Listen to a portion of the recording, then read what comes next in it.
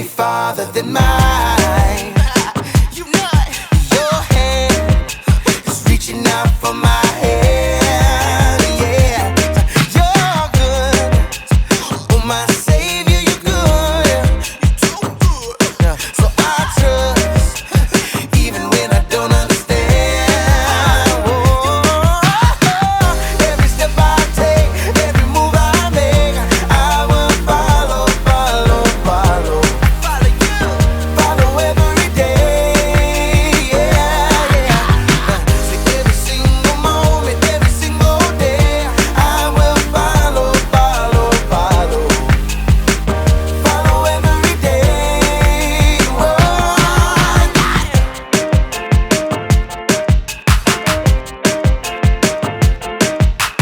F-O-double-L-O-W, I'm gonna follow you. That's what I'm gonna do. F-O-double-L-O-W, I'm gonna follow you. That's what I'm gonna do. F-O-double-L-O-W, I'm gonna follow you. That's what I'm gonna do. Yeah. Every step I take, every move I make, I will follow, follow, follow. Follow you. Follow every day. Yeah, yeah. Every single moment, every single day, I will follow, follow, follow. Follow every day. Whoa. F-O-double-L-O-W, I'm gonna follow you. That's what I'm gonna do.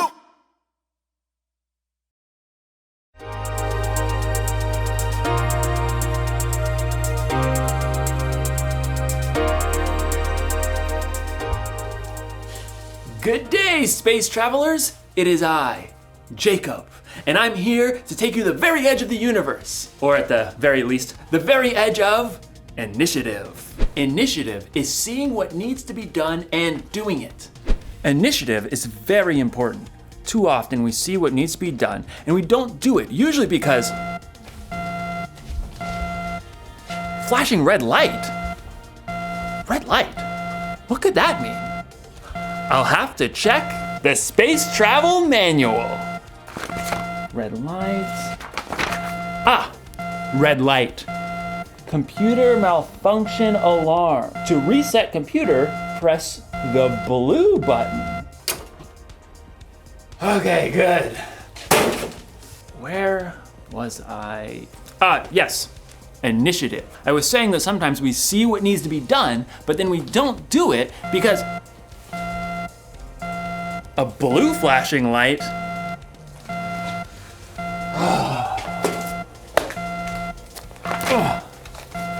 Blue light, blue light, blue light, blue light. Clogged toilets. To unclog, press the orange button. That'll do the trick.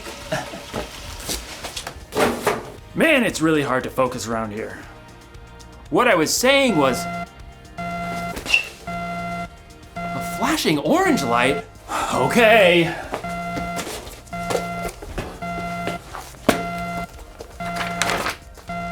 Orange light, orange light. In today's story, we'll hear more about Nehemiah rebuilding the wall around Jerusalem. A really difficult job. Orange light. Got it. Whew. I hope Nehemiah doesn't lose focus. Oh man, what could that alarm be? Oh, I just got a text message. See you in a few.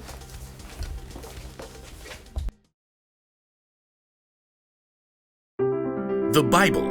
It's 66 books of history, stories, letters, and poetry that fit together to form God's one big story. The epic adventure of how He created us and loves us so much that He made a way to rescue us. As we travel through the Bible, from Genesis to Revelation, we discover people who met God and found their lives changed forever. Now, for an amazing story, inspired by the book of Nehemiah, chapters 2, 4, and 6. When Nehemiah traveled to Jerusalem and surveyed the broken down walls, he saw immediately what had to be done. We must rebuild. God moved the hearts of the people to join him. Let's get started! But while the Jewish people were eager to repair the tumble-down walls and ruined gates, the people in the lands around them were not so thrilled. What do they think they're doing? A city with no walls stood open to attack. The people inside could never become a strong nation. The enemies of the Jews knew that if the wall of Jerusalem was rebuilt, the Jewish people might become a powerful enemy. They must cease and desist. Sanballat, a Horonite, and Tobiah, an official from Ammon, marched right up to the place where the people gathered to begin work. Pathetic. What a ragtag group. Why bother to even start? You shall never finish. Plus, the king is gonna think you're trying to take over. Nehemiah kept his cool. The God of heaven will give us success. We serve him. So we'll start rebuilding the walls. Good luck with that. Nehemiah and the Israelites didn't need luck. They needed God's help. It was true that a few of the Jewish people were builders.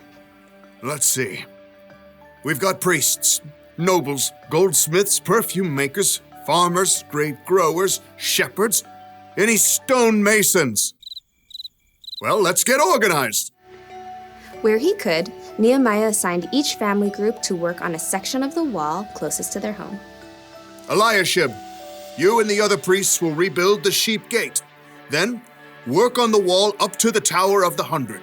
On it. Hassanah's family, I want you to work on the fish gate, lay its beams, and repair the doors with metal bolts and bars. We've got this.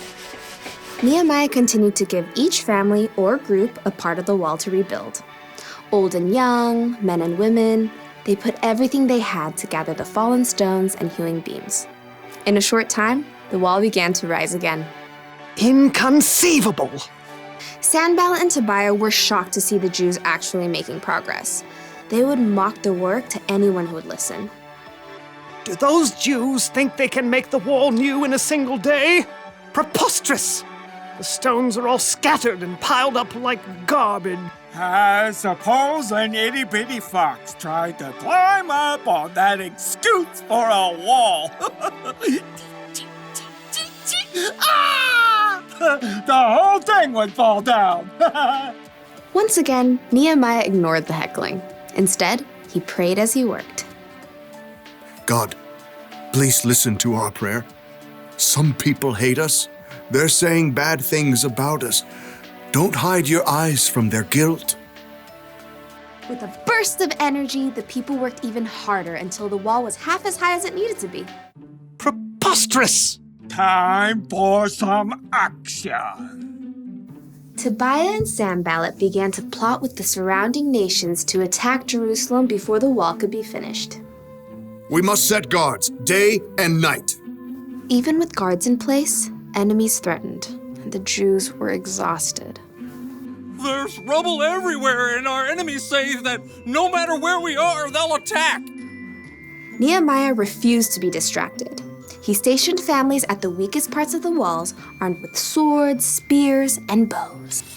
Don't be afraid. Fight for your families.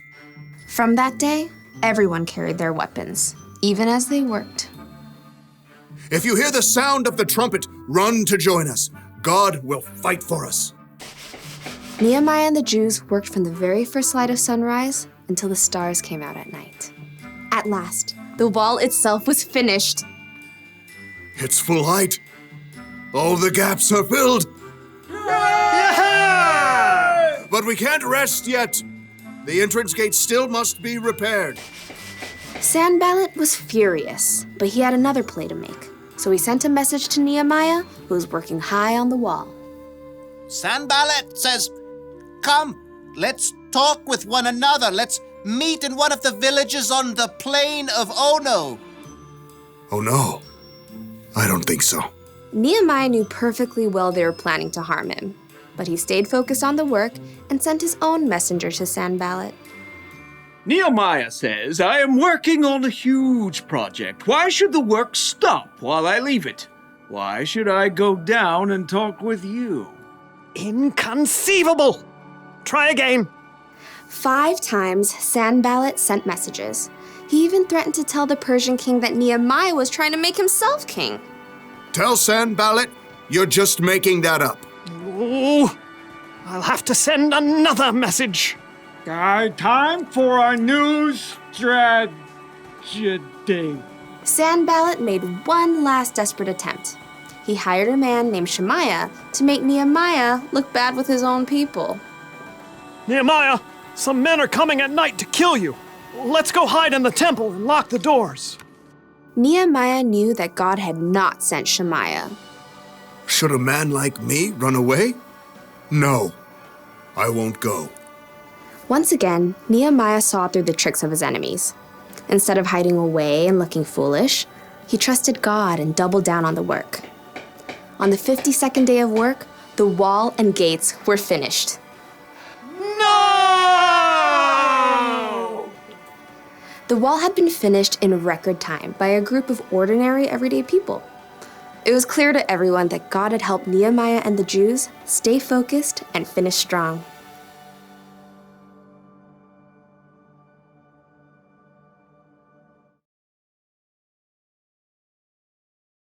Can't talk now, gotta focus.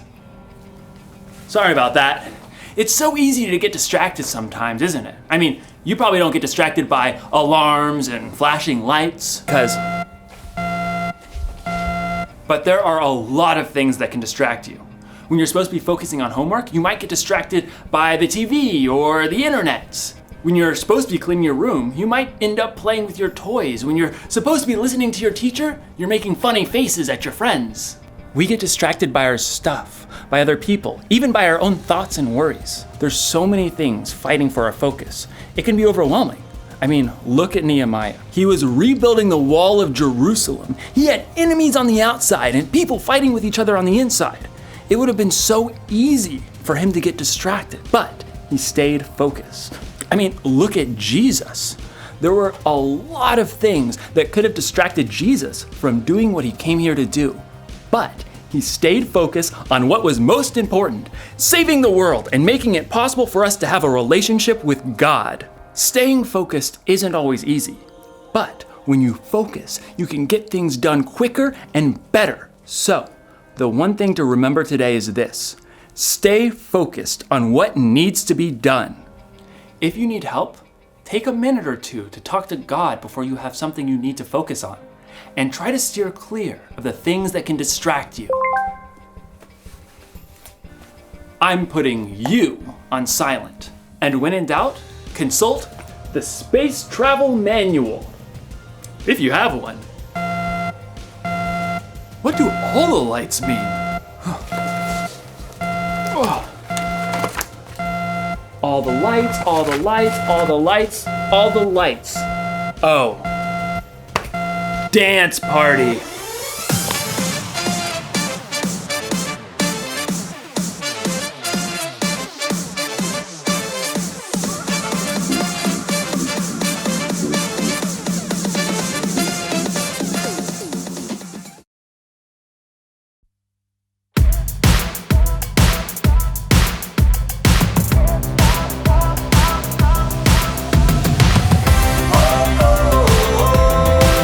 I can't stop